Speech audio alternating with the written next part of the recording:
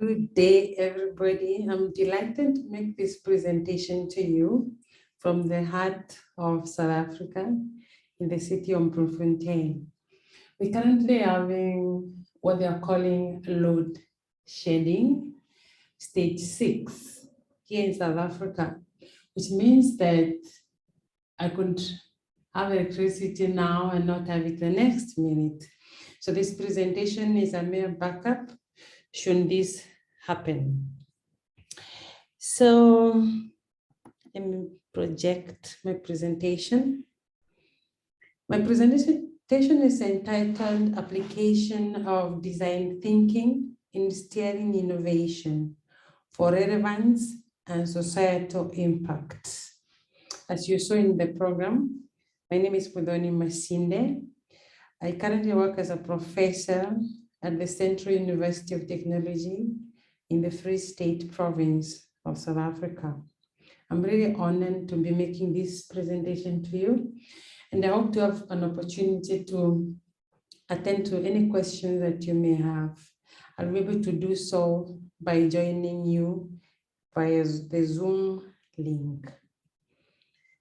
So this is the outline of my presentation. I'll start off with an introduction. I'll explain to you what I consider the value of indigenous knowledge systems, and then the role of the indigenous knowledge for innovation. And I will explain how, in my own research, in developing what I will be explaining as Itiki, how I applied design science with indigenous knowledge. I like this joke, and I'll tell you why I like it. And I just got it from the internet, so if you Google, you'll also find it. They say that most first-class students get technical seats and become doctors or engineers. The second class, on the other hand, they pass and they go to do MBA. They become the administrators and control the first class. The third class, on the other hand, pass and enter politics. They are our ministers and political leaders. Not all of them, of course, and like I said, this is a joke. And they control both the first and the second class. Lastly, the failures. They join the underworld and become the Mayas, and they control everyone else. Why I like this joke is because in reality, most of us who are in the first class, the engineers and the doctors, never get to come up with innovations that can be rolled out into business. But the second class tend to take our ideas and run away with them in quote, and run and develop viable businesses. I think we just need to change the way we teach, especially the first class, so that they can also contribute in terms of businesses. And one way of doing that is what I'm presenting today, coining indigenous knowledge within design science to come up with an innovation that goes beyond sitting in our offices, sitting in the labs. Okay. The scope of my presentation really, it's based on the focus of my work is around the climate data and weather. And I like this quote that says that there's so much data on weather, there's so much data on climate, but ironically, there's very little that farmers, especially the small-scale farmers, can find useful to them. And hence the quote that we are drowning in data, but starving for insights. Those of us who are carrying smartphones, which is the case with many of us, you'll see weather apps, If you open a newspaper at some stage, you'll find weather information. If you watch TV, you'll see weather information. If you go to some website, you'll find weather information. It's everywhere. But that's the farmer right there near Meru farmers where we are, and ask them if there are weather information they can use to plan for tomorrow. The answer will be no. This is where my innovation comes in, providing useful information to those small scale farmers. And I've just summarized in a nutshell what the problem is. They do not have tools to respond to drought and climate change, and they overdepend on rain, which means when it doesn't rain, they're left to their own devices. They starve, they die. The extreme, of course. So then what is indigenous knowledge? It's a highly debated word. Sometimes it's seen as a backward word, but really it just means the knowledge that has been passed on to us generation after generation. They have different definitions. It's called indigenous knowledge, the key one I'll be using in my presentation. It's also local knowledge, and some publications you'll find that it's called traditional knowledge or even folk knowledge. Provided some scientific citations here, which we can refer to. But one of the things, I've been doing this for over 10 years now. One of the things I can confirm is that indigenous knowledge is one of those avenues we can use to develop solutions, African solutions to African problems. I'll not go into the details. Many of us know we've used indigenous knowledge on weather. Sometimes we don't necessarily have to listen to KBC to know it's rain. By just checking outside through your window, you know today, you know what I need to wear warmly. That knowledge has been passed on, sometimes unconsciously, from our ancestors. And I was in my works, I know that this is one of the ways we can stop transferring of northern designs to southern realities, which means that we just import blindly, whatever form of importation we do, without thinking whether it will fit in our local context. Unlike in Kenya, South Africa is very inclined towards promoting indigenous knowledge. They provide national instruments, funding. They protect indigenous people more stronger than Kenya. And I think this is one of the things that this conference could take home. And we protect our indigenous people, our indigenous knowledge, and use it to enhance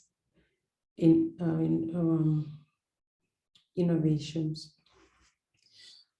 Given the limit of time, I will not go into the details of definitions of what innovation is, what to classify as innovation, and so on.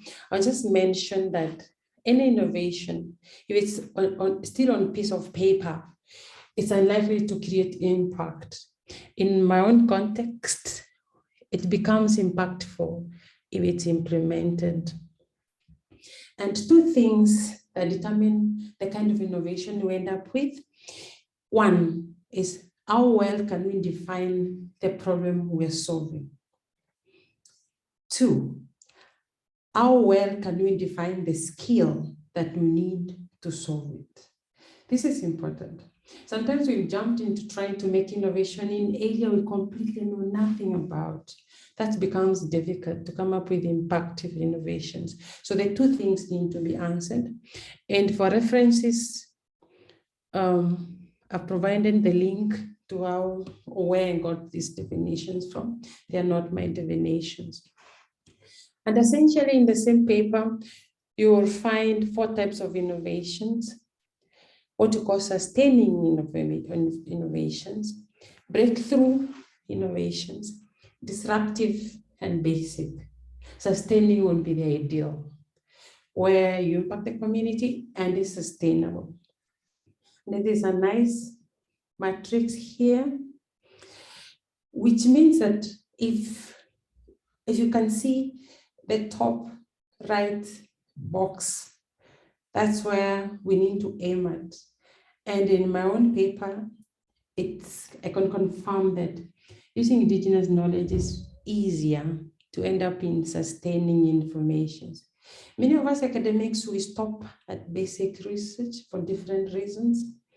And many of us, majority of us never end up overcoming what we call innovation valley of death, where the innovation only stays at the basic and dies. So in sustaining innovations, as you can see, one scientific way of getting there is design thinking, hence my use of design thinking. We all know, those of us who have attempted to apply for funding, innovativeness has become a key element to determine whether to be funded or not. For instance, I happen to have participated in reviews for European Union Horizon 2020 proposals, and you always find these keywords. To what extent is your proposal engaging societal factors? And something else that will prominently feature in those evaluations is exchange between research, business, and the social and economic environment. You can easily see how easily indigenous knowledge fit into these pillars for those of us who are looking for funding. So in my context, then what is the role of indigenous knowledge? Is to contextualize innovations. I'll show you shortly how I did it in my innovation called Itiki, which appears at the top of my presentation, the logos. And there are many different ways we can use IK or indigenous knowledge in this journey of creating, sustaining innovations. I always find it the easiest way to talk about my innovation is to play for you a CNN video where our story of a tiki was covered. If you allow me, I'll play it now. I just need to change my screens and share this with you. Sorry, here it goes. Farming remains a pillar of most economies in Africa. The majority of production comes from small farms that heavily rely on rain. So if it doesn't rain, the farmers have a problem. They need to prepare and minimize the negative effects. Muthoni Masinde is a computer scientist in South Africa who created a website and mobile app that warns farmers about looming drought conditions. I grew up in the village, and I noticed that the farmers in the village do not have any form of science to tell when to plant or even where to plant and when. So they use indicators that they watch or they sense in the environment. They watch insects, they watch behavior of animals, and then they make a decision. I think it will rain in 2 weeks' time, so they prepare their land. The tool combines ancient African knowledge with scientific data, for example from weather stations, to come up with predictions. Masinde has partnered with the South African Weather Services and the universities of Free State and KwaZulu-Natal. Today, the project is recruiting a group of community liaison officers to collect knowledge from the local farmers. Masinde says the app has been a great success. It's currently being used in 3 African countries by over 10,000 farmers, the majority of which are in Kenya, where Masinde is from, but also in Mozambique and in South Africa. The first one is the information they're giving to our local scale farmers. The mother of 4 has been invited to speak internationally, and she's won numerous awards for her work. Her project has received funding from both the South African and American governments. They managed to avoid what many researchers go through. We call it innovation valley of death. You come up with innovation, dive into the valley, and never come out. But I got out of that, and I can stand on the rooftop and say, I did it. So that's Itiki. For those of us who I come from Bere, sub-county of Embu. And Itiki actually is an indigenous bridge that we used to use when you're young to cross over from my side to my uncle's side. We used to cross River Viba. And so strong are those bridges compared to some of them that have been constructed in a hurry. And because the indigenous people knew exactly where the current... Are you watching them? No, sir. No. Why not? Well, time, you know...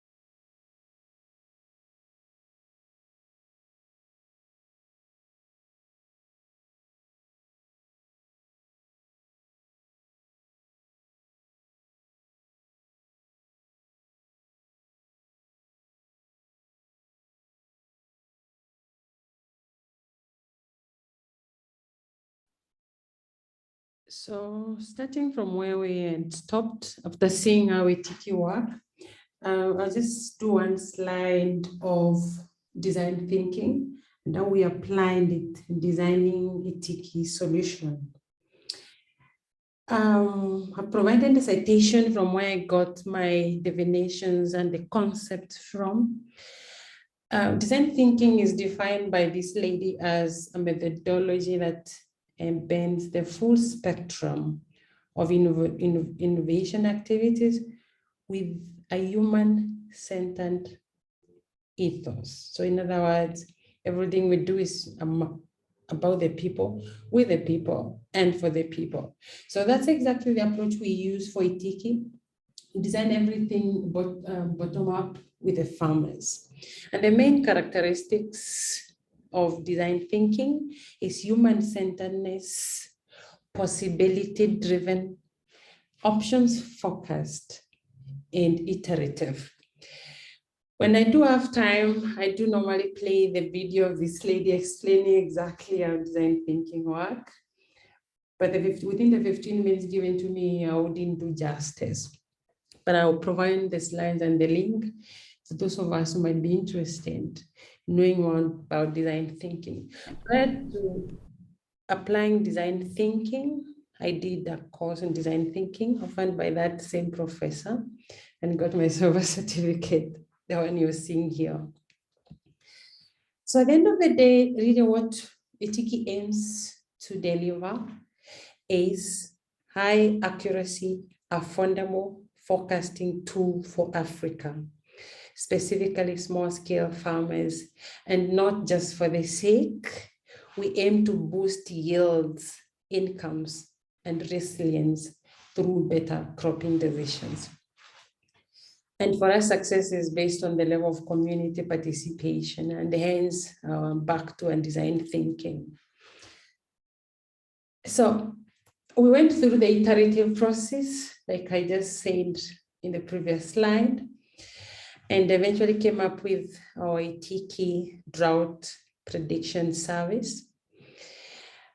We particularly adopted 4 types of paradigms within the design thinking: brainstorming, storytelling by the local people, exactly how they do prediction, prototyping and what they call in design thinking, learning launches. Launch, learn, improve, go back with a new prototype. And just to capture some of those sessions, the very first left top is a session in Kiritini in Beere, sub-county of Embu. The one on the right is in South Africa, place called Swaimani in Pietermaritzburg, KwaZulu-Natal. And the one on the bottom left is in Mozambique. It's an interesting scenario where the farmers, for example, will tell you that things you really can't explain scientifically. There's a correlation between number of boys and girls born and the amount of rain. But the one I love most, which having grown up in the village and watching all these things, is the type of mangoes. I was at home in December last year, December of 2021, and there were mangoes everywhere. Everywhere you stepped, there were mangoes. And what I noticed is that they were mostly the small type of mangoes. In my mother tongue, I know the names, but I'm the one that said it in this conference. And I told my sisters, you know what? You see, there's mangoes everywhere. Just wait. Drought is coming. So essentially, it's one of the indicators if there is massive number of mango trees with small mangoes, with lots of mangoes, drought is coming. But the opposite is true. When the bigger mangoes are in plenty, then there's a lot of rain. The botanists, zoologists can explain this. But I'll just give you that as an example of some of the local knowledge we use to actually forewarn the farmers in medium term and the short term.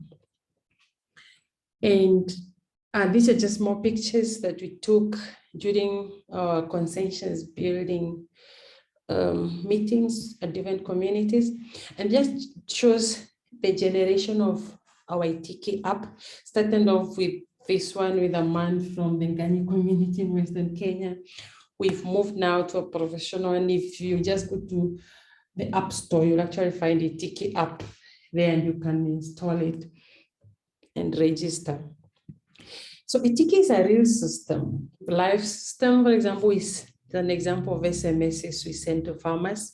Just removed our customers' numbers so that we retain confidentiality. It's been a success story for us. We faithfully collect data from our customers who are currently close to 15,000. And as you heard in the video, most of them are in Kenya.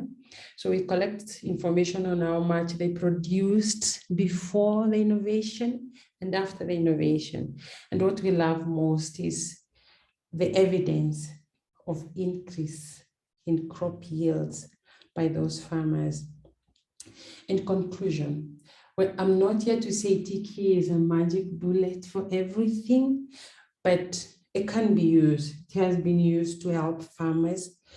We can expand it. We plan to expand it in the coming years in many parts of Kenya and other African countries.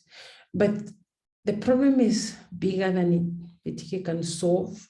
Farmers and everyone else is affected by the COVID-19 pandemic. Kenya is currently experiencing drought in most parts. Our Itiki is only in one, in fact, a small part of Embu County. There's just so much that needs to be done. We're also extending Itiki to incorporate other services like market prices. And we recently upgraded to Itiki Plus, where within Itiki Plus, apart from just giving them the forecast, we also incorporated crop decision making. And all these things we do within the realm of computer science. So we use machine learning for most of these things. And we're also thinking of using better security mechanism to improve the security of the app. So I'll stop here by saying this definition, who is an innovator? And ask yourself these questions and see whether you really can call yourself an innovator. And just when I thought I've seen it all, I just read an article last week, which is very interesting. It's about Indigenous people and Indigenous knowledge. It's perpetuating the same argument that the Indigenous people, Indigenous knowledge is strong and solid. And here it's an argument that we need to give the power of biodiversity conservation to the local people, because Indigenous people know how to conserve biodiversity far better than those that are coming to save Africa.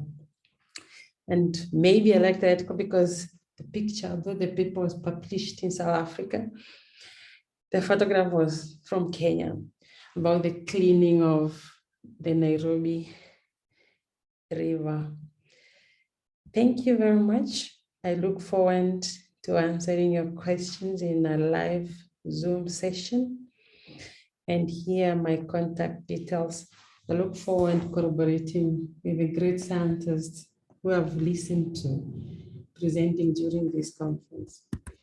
Thank you very much.